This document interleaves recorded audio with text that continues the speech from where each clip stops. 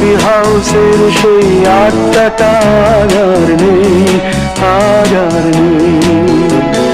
কোথায় হারিয়ে গেল সোনালি বিকেলগুলো সেই আর নেই। লা লা লা লা লা লা লা লা লা লা লা লা লা লা।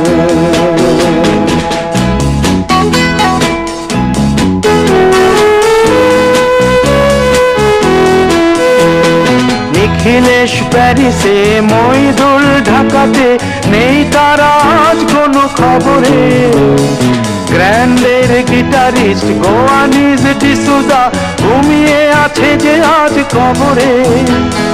কাকে যেন ভালোবেসে আঘাত পেয়ে যে শেষে পাগলা গারদে